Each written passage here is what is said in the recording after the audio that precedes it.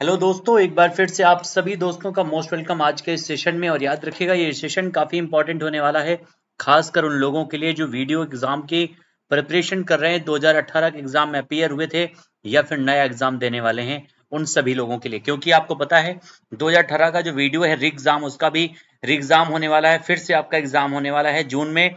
और साथ ही साथ वीडियो की जो है लगभग 1400 आपका 68 नई वैकेंसीज आ चुकी हैं, लगभग 1468। तो काफी बड़ी न्यूज है और मोस्ट इंपॉर्टेंट है।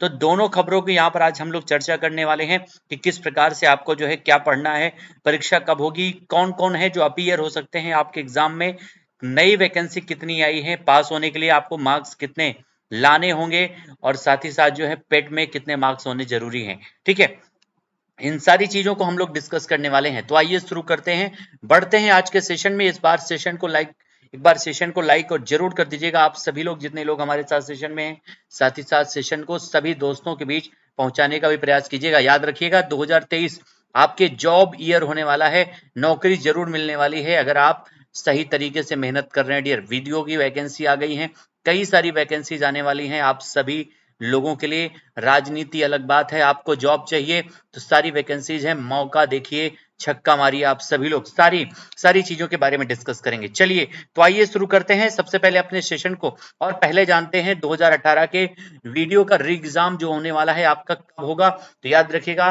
परीक्षा डेट आपकी है लगभग 26 से 27 जून। कब होने वाला है? 26 से 27 जून को। याद रखिएगा कब होगा, ये पॉइंट आपको ध्यान देना है। सबसे पहला पॉइंट, यानी एक महीने लगभग आपके हैं, एक महीने से ज्यादा है इसमें। आपको अगर आप बेहतरीन तरीके से अपनी तैयारी को एक आयाम देते हैं, सही तरीके से अगर प्रैक्टिस कर लेते हैं, तो आपके लिए कुछ भी असंभव नहीं होगा डियर।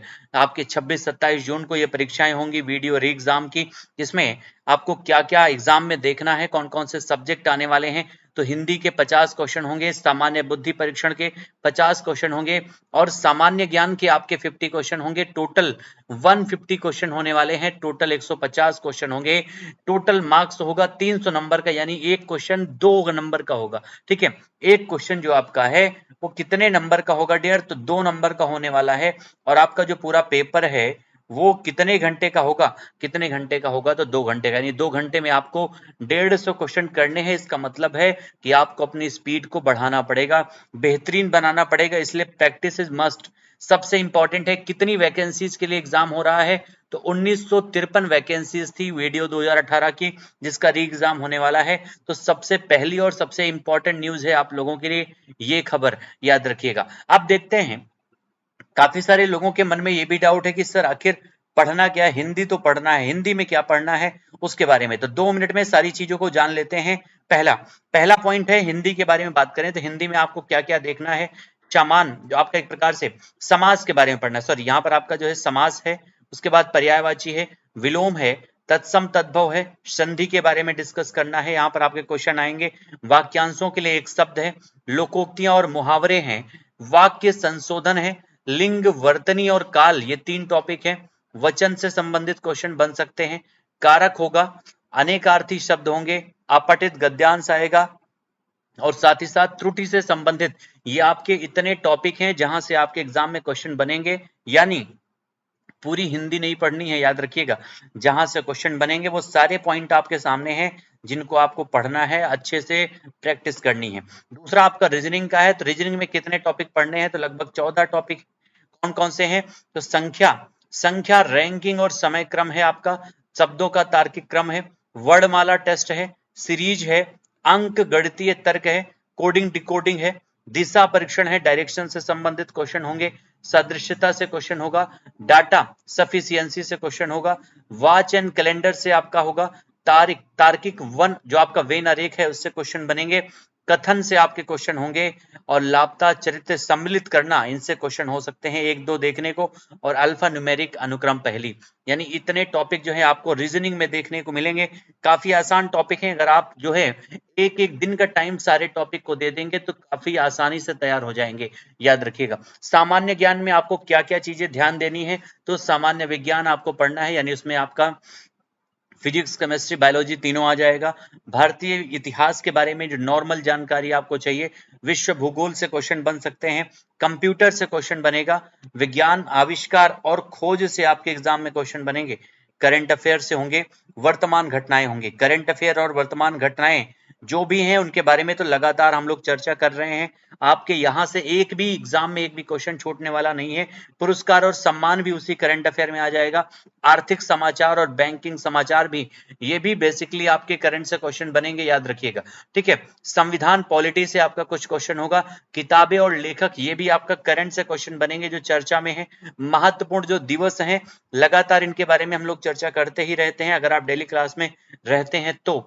खेल शब्दावलियां जो है उनसे आपके क्वेश्चन बन सकते हैं। भारतीय राज्य एवं राजधानियां, यानी कौन से राज्य की कौन सी कैपिटल है, ये तो काफी आसान है। देश और मुद्राएं कौन सी क्या हैं, तो इनके बारे में भी आपको सामान्य जानकारी होना जरूरी है, जहां से आपके एग्जाम में क्वेश्चन देखने को मिल सकता है। ठीक है, तो ये तो हो गए आपके 3 टॉपिक, यानी 150 नंबर। याद रखिएगा 150 में से कम आपको जो टारगेट करना है वो 125 का टारगेट रखना है।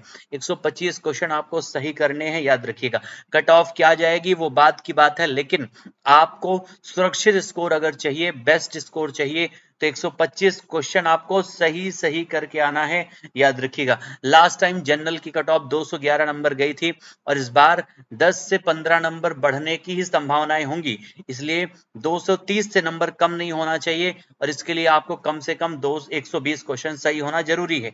ठीक है, तो टारगेट कम से कम आपको रखना है 125, मिनिमम 125 सही होने जरूरी है। ठीक है, अब बात करते हैं नई वैकेंसी की।